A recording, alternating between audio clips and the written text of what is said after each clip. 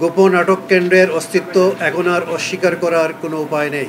বিগত কর্তৃত্ববাদী সরকারের আমলে বাংলাদেশে বিরোধী রাজনৈতিক শক্তি ও ভিন্ন মতাবলম্বীদের বিরুদ্ধে পদ্ধতিগত দমন নীতির অংশ হিসাবে গুমকে হাতিয়ার হিসাবে ব্যবহার করা হয়েছে।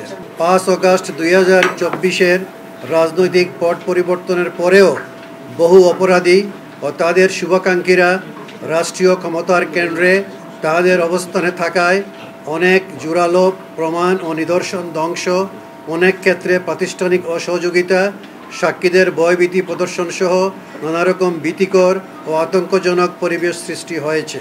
তবুও বহু ভুক্তভোগী জীবনের ঝুঁকি নিয়ে তাদের অভিযোগ ও অভিজ্ঞতা জানিয়েছেন। দেশীয় ও আন্তর্জাতিক গণমাধ্যমে বিস্তারিতভাবে সে কাহিনী তুলে ধরেছেন। গোপন আটক কেন্দ্রের অস্তিত্ব এখন আর অস্বীকার করার কোনো উপায় নেই।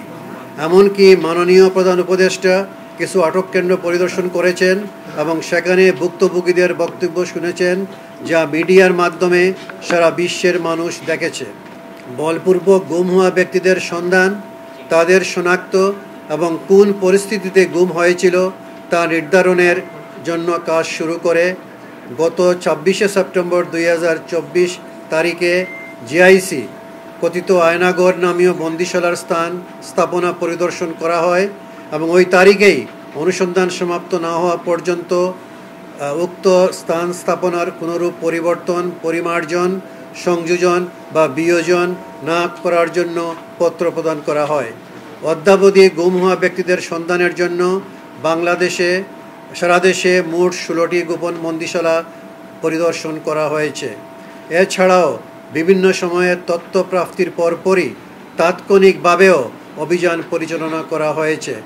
এতদ্ব্যতীত কমিশন অফ ইনকোয়ারি অ্যাক্টের ধারা 10(a)(1) ও 2 অনুযায়ী কমিশনে দাখিলকৃত গুম সংক্রান্ত অভিযোগসমূহের মধ্য হতে গত 4 ডিসেম্বর 2024 খ্রিস্টাব্দ, 26শে ফেব্রুয়ারি 2025 খ্রিস্টাব্দ ও 25শে মার্চ 2025 খ্রিস্টাব্দ তারিখে 3টি পত্রমূলে মোট 131টি অভিযোগের বিষয়ে আইন মোতাবেক এফআইআর বা জিডি রেকর্ডপূর্বক ভিকটিমদের সন্ধান এবং উদ্ধার কার্যক্রম পরিচালনার জন্য বাংলাদেশ পুলিশের মহাপরিদর্শক বরাবরে প্রেরণ করা হয়েছে।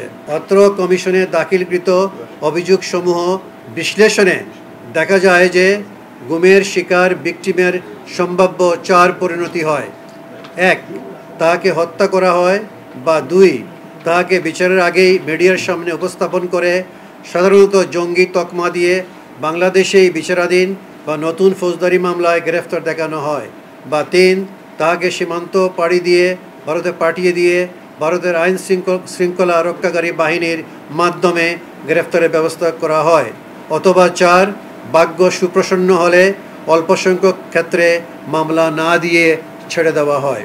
নিখোঁজ হওয়ার সময়ে তাদের নিকটাত্মীয়ের দায়ের করা সাধারণ ডায়েরি, ফৌজদারি মামলা, গুম থাকা অবস্থায় সংবাদ প্রতিবেদনের মতো সমসাময়িক প্রমাণ রয়েছে। শুধুমাত্র এই 253 জন সমসাময়িক প্রমাণ দাখিল করতে সক্ষম হয়েছেন, বাকিরা হননি, কারণ তখন এসব ক্ষেত্রে জিডি করতে গেলে জিডি নেওয়া হতো না। 2. গুম অবস্থা থেকে ফেরতের সময় তাদের সন্ত্রাসবিরোধী মামলাসহ বিভিন্ন মামলায় গ্রেফতার দেখানো হয়, অর্থাৎ রাষ্ট্রীয় কোনো একটি সংস্থা স্বীকার করে নেয় যে ব্যক্তিটি তাদের হেফাজতে আছে। 3. এই ভিকটিমরা জীবিত আছেন, তাই তারা কমিশনকে জানাতে পেরেছেন যে তারা রাষ্ট্রীয় হেফাজতে গোপন আটক কেন্দ্রে বন্দী ছিলেন, যেখানে তাদের অনেকের একে অপরের সঙ্গে দেখাও হয়েছে এবং একই ধরনের নির্যাতনের মুখোমুখি হয়েছেন।